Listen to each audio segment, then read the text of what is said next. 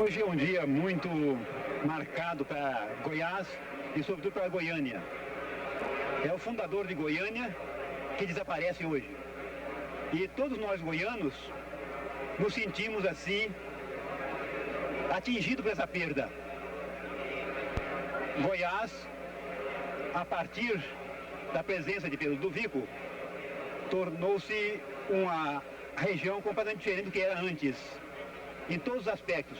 Pedro Ludovico teve o condão de dinamizar as potencialidades de Goiás, de estimular as populações, de criar um ambiente de acordo com os tempos atuais.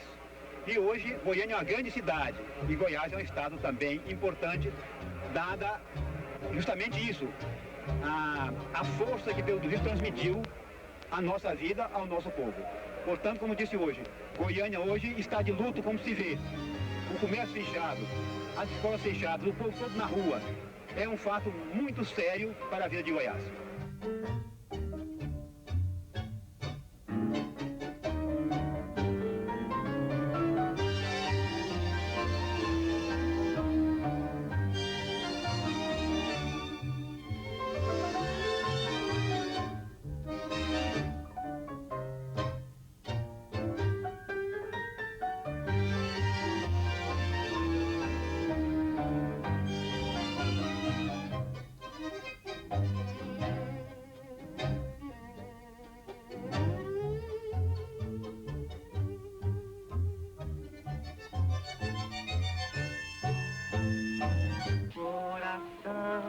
Não estás do lado esquerdo, nem tão pouco do direito.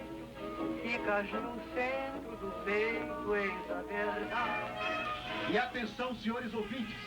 Após 20 dias de reída luta, sagram-se hoje vencedoras as tropas revolucionárias. O presidente deposto, Washington Luiz, já deixou o Palácio do Catete, seguindo do Rio de Janeiro para local ignorado.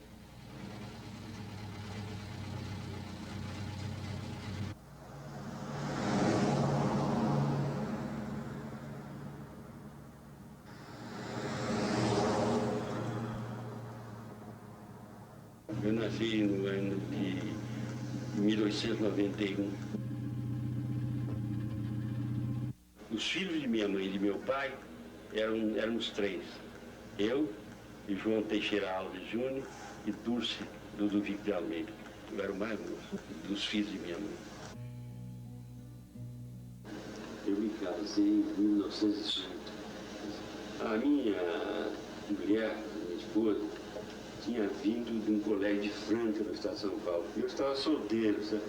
E entrei logo em namoro com ela e me casei. Eu era um médico que morava em Rio Verde, e lá existia minha clínica, de maneira que meus contatos eram pequenos. Quando começaram a conspirar para a Revolução de 30, tomei contato com a em São Paulo, com a em Minas. Eu entrei em Goiás, ataquei Goiás com as minhas armas. Depois do meu combate no Rio de Janeiro, eu fui prisioneiro, depois de uma luta de 3 horas, sabe? E eu entrei dentro do mato e dormi.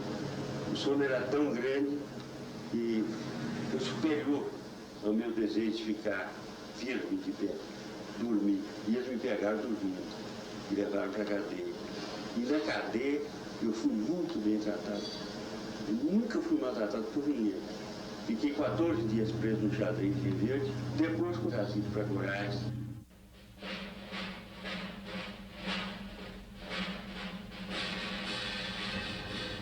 Quando eu cheguei nas proximidades de Goiás, o som tinha triunfado.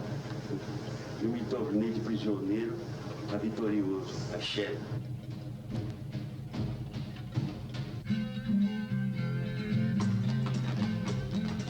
Então eu entrei, convidei até aqueles que me traziam, que eram meus adversários, que me conduziam para vir, para entrar em Goiás. Nada disso aconteceria. Aí ninguém dizia, eu não sei, o doutor Zaqueu Crispim veio comigo no Ford, até que me levou nesse Ford até Goiás. O alto escalão revolucionário decidiu a nomeação de uma junta governativa composta de 3 membros para cada unidade estadual. Profundas e radicais mudanças são aguardadas em Goiás a partir de hoje, sob os auspícios do governo revolucionário.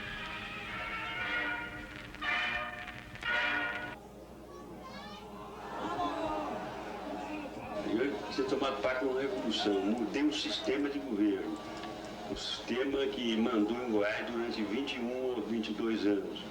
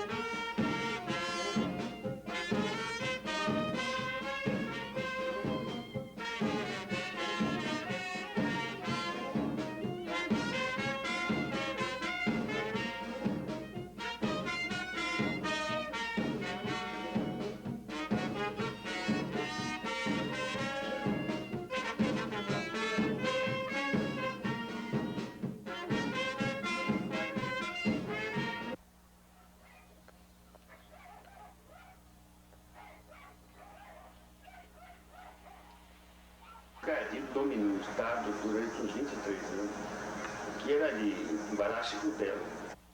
Eu acho que o governante deve estar em contato com o povo, principalmente com o povo humilde, para esclarecer, para me orientar. De sorte que isso para mim não é um defeito, o contrário.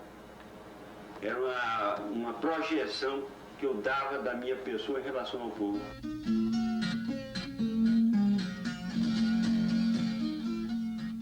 Quando eu tomei conta do governo depois da Revolução de 30, eu baixei uma lei até um pouco ilegal, porque era da competência federal, não permitindo que os camponeses recebessem tão pouco como recebia a pessoa que ia trabalhar. Meu sonho, meu lar, terra linda, venturosa, terra amada de meus pais, minha terra de luz e vida, é Goiás,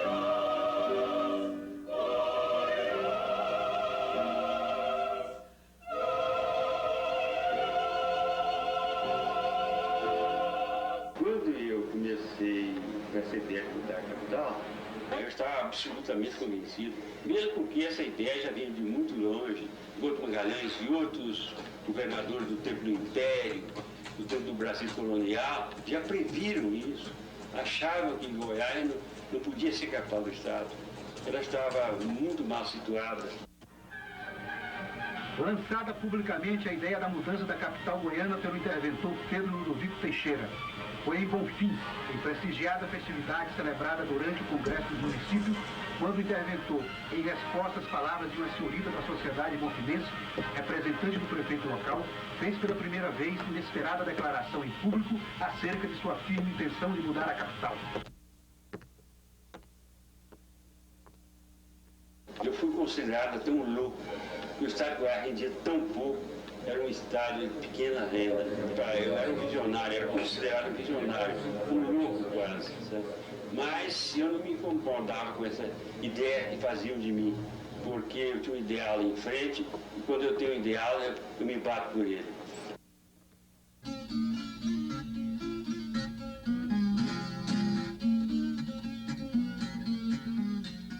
Para Goiás progredir, tinha que mudar aquela mentalidade daquele povinho que mandava na política do Estado, sabe?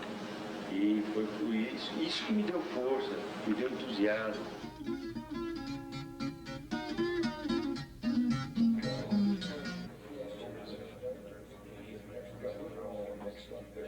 Eu era filho de Goiás, nasci na Bela Capital, minha família toda era de lá.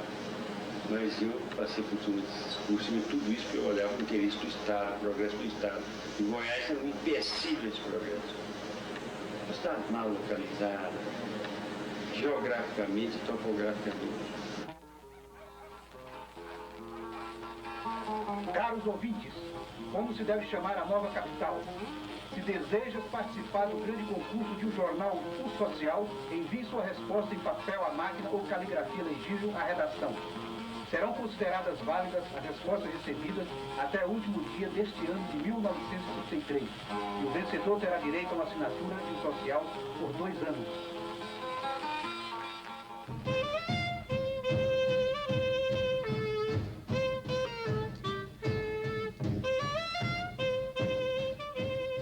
Havia essa cidadezinha de Campinas aqui perto, mas aqui não havia nada, só havia umas fazendas, 3 fazendas.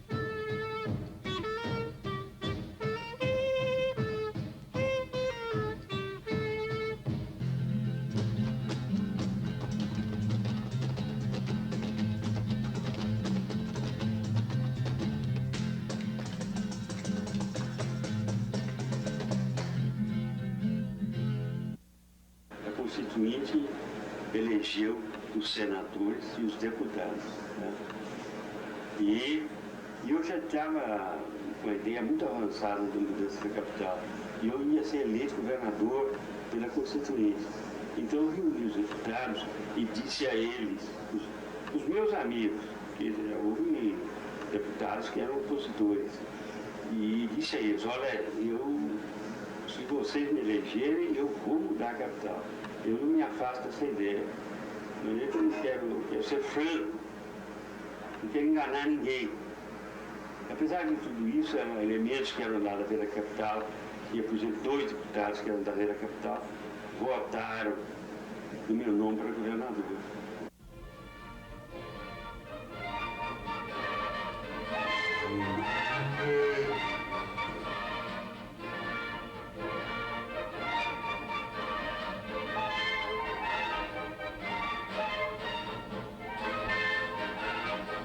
Procuramos o interventor Pedro Ludovico Teixeira e deles ouvimos que vai iniciar imediatamente a construção do Palácio do Governo e ainda a construção de 7 prédios destinados a repartições públicas, além de um grande hotel.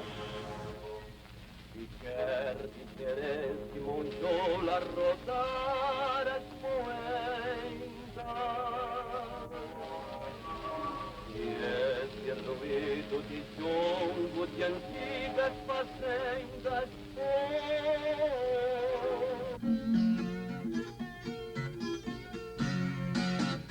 Tomei um empréstimo, até o Oswaldo Aranha que me ajudou, tomei 3.000 contos. 3.000 contos. Comecei assim, o Estado não tinha dinheiro nenhum.